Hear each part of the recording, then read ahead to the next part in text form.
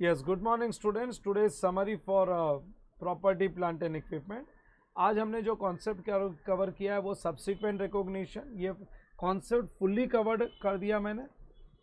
Subsequent recognition का मतलब है एसेट खरीद लिया, इनिशियली रिकॉग्नाइज कर लिया, अगर परचेज बाय इमीडिएट पेमेंट है तो 3 एक्सपेंडिचर ऐड किया, purchase price, related expenses and present value of decommissioning expense. अगर एसेट एक्सचेंज ऑफ एसेट में हमने लिया है तो हम लोग ने देख लिया कमर्शियल सब्सटेंस है तो जाने वाले एसेट की फेयर वैल्यू पे आने वाला एसेट रिकॉग्नाइज, कमर्शियल सब्सटेंस नहीं है तो जाने वाले एसेट की बुक वैल्यू पे आने वाला एसेट रिकॉग्नाइज्ड। अगर डिफर्ड पेमेंट पे हम लोग ने ये एसेट एक्वायर किया है तो इंटरेस्ट माइनस करके प्रेजेंट वैल्यू ऑफ एसेट, और अगर ये एक्सचेंज हमने खुद ने कंस्ट्रक्ट किया है तो मटेरियल लेबर ओवरहेड से ऐड कर दो, we get cost of asset. खाली उसमें इंटरनल प्रॉफिट और एबनॉर्मल लॉसेस इंक्लूड नहीं करना। इनिशियल रिकॉग्निशन कॉस्ट पे हो गया। उसके बाद में अगर उस पर रिपेयर्स और मेंटेनेंस का कोई खर्चा होता है, उसकी वैल्यू में कोई चेंजेस आता है, उसको बोलते हैं सब्सिक्वेंट रिकॉग्निशन। अगर ये रिपेयर्स एंड मेंटेनेंस उसको वर्किंग कंडीशन में मेंटेन करने के लिए है तो ये पीएनएल में जाएगा और उसके लिए हम लोग एंट्री पास करेंगे, repairs and maintenance expenses, that is repairs to cash bank and P&L to repairs।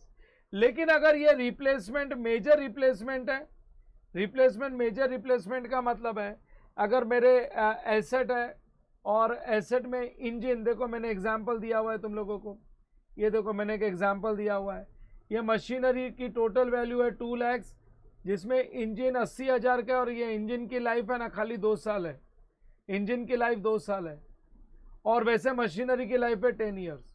तो 2 साल के अंदर इंजन की वैल्यू तो जीरो हो गई, लेकिन अदर पार्ट्स ऑफ मशीनरी की अभी भी वैल्यू बची है। क्या करने का वो केस में component based depreciation method follow करने का। देखो मैंने 2 कंपोनेंट बना दिया, इंजन 80,000 को अलग कर दिया, अदर पार्ट्स 120 को अलग कर दिया। इंजन को 2 साल में फुल्ली डेप्रिशिएट कर दिया, 80,000 का था, 2 ईयर्स में 2 ईयर्स लाइफ थी और 2 ईयर्स में पूरा डेप्रिशिएट हो गया, और ये लाइफ थी 10 ईयर्स, इसमें से 2 साल निकल गया तो 8 ईयर की लाइफ का 96,000 बचा है। और फिर उसके बाद में नया इंजन आ गया तो उसको ऐड कर दिया। सो ये नया इंजन और ये जो वैल्यू बची हुई अदर पार्ट्स और ये रिवाइज। इन शॉर्ट अगर रिप्लेसमेंट मेजर रिप्लेसमेंट है तो जिस दिन रिप्लेसमेंट करेंगे ना, जो भी कैरिंग अमाउंट है बुक से निकालो of replaced asset and new expenditure जो इनकर किया है that should be added to cost of asset. तुमको देखा था, एक एग्जांपल और दिखाता हूँ, देखो एक एग्जांपल और दिखाता हूँ। 1 लाख, ये 12 लाख का एसेट है जिसमें से टोटल लाइफ ऑफ एसेट है, इंजन की लाइफ है 4 ईयर्स, 4 ईयर्स टोटल लाइफ है, इसमें से 3 ईयर्स गया तो 3 साल का 9 लाख रुपए चला गया, 1 साल का 3 लाख रुपए बचा हुआ है। 1 साल की लाइफ बची हुई है 3 लाख, लेकिन अब मैं इसको बेच रहा हूँ कितने में, 5,000 में, 295 का लॉस हो गया। तो देख लो बेच रहा हूँ तो मेरे को ये बुक से निकालना पड़ेगा, और बेचने के बाद में ये बुक से निकालने के लिए देखो मैं क्या एंट्री पास करता हूँ, cash bank account debit 5,000, profit and loss 295 to plant and machinery 3 lakh, cash bank account debit 5 lakh, profit and loss account 295 and to plant and machinery 3 lakh निकाल दिया। इसकी कैरिंग अमाउंट डी रिकॉग्नाइज कर दी और प्लस 15 लाख में नया engine खरीदा उसको रिकॉग्नाइज कर दिया।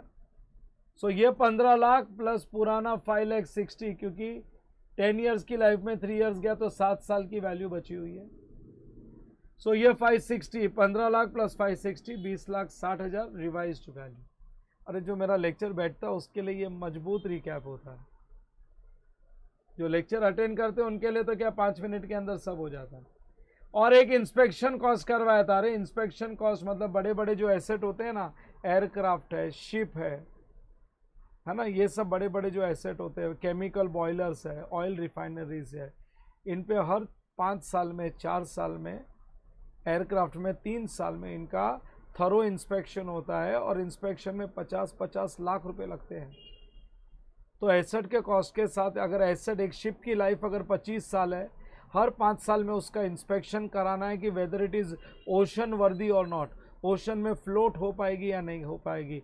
अगर एयरक्राफ्ट जो मेरे पास एयरक्राफ्ट है, अगर उसकी लाइफ अगर उसकी लाइफ है 15 साल और हर 3 साल में अगर उसका इंस्पेक्शन कराना है कि ये हवा में उड़ सकता है कि नहीं, और उसमें 50 लाख रुपया खर्चा होने वाला है, तो क्या करोगे, एयरक्राफ्ट के कॉस्ट के साथ इंस्पेक्शन कॉस्ट भी ऐड कर दो, और जो भी टोटल वैल्यू आएगी component based method of depreciation से हम लोग टोटल वैल्यू को एक साथ डेप्रिशिएट नहीं करेंगे, क्योंकि ये इंस्पेक्शन तो 5 साल में ख़त्म हो जाएगा। टोटल 10 ईयर्स की लाइफ थी और 10 ईयर्स में से इंस्पेक्शन 5 साल में ज़ीरो हो गया। देख लो ना, इंस्पेक्शन की लाइफ तो 5 ईयर्स थी, इंस्पेक्शन की लाइफ तो 5 ईयर्स ही थी। हर 5 साल में इंस्पेक्शन होता है ना, तो 50 लाख 5 साल में ज़ीरो हो गया, और बाकी शिप की जो कॉस्ट है वो 5 साल में जो वैल्यू कम होकर 1.5 करोड़ बची, और फिर से नया इंस्पेक्शन कॉस्ट ऐड होगी। मीन्स कंपोनेंट बेस्ड मेथड से इंस्पेक्शन को डेप्रिशिएट करो, एसेट के कॉस्ट के साथ इंस्पेक्शन कॉस्ट भी ऐड हो जाएगा, और दोनों अलग अलग डेप्रिशिएट होगा। एसेट की वैल्यू जो डेप्रिशिएट होगी वो एसेट के लाइफ के लिए, और इंस्पेक्शन 5 साल में, 5 साल के बाद पूरा डेप्रिशिएट हो गया, ज़ीरो हो गया, फिर से इंस्पेक्शन कॉस्ट, फिर ऐड करके रिवाइज वैल्यू निकाल दो। सो ये मेरा आज का कवरेज था। सब्सिक्वेंट रिकॉग्निशन में day to day expenses PNL में जाएगा, इंस्पेक्शन कॉस्ट और रिप्लेसमेंट कॉस्ट पुरानी वैल्यू को डी रिकॉग्नाइज करो और नए एक्सपेंडिचर को कैपिटलाइज करो। इसके बाद में मैंने मॉडल्स ऑफ अकाउंटिंग भी करा है, बट मॉडल्स ऑफ अकाउंटिंग अगले लेक्चर में पूरा डिस्कस करता हूं। आज के लेक्चर में सब्सिक्वेंट रिकॉग्निशन का ही डिस्कशन किया। चलो that's it, I stop here, bye bye, have a nice day.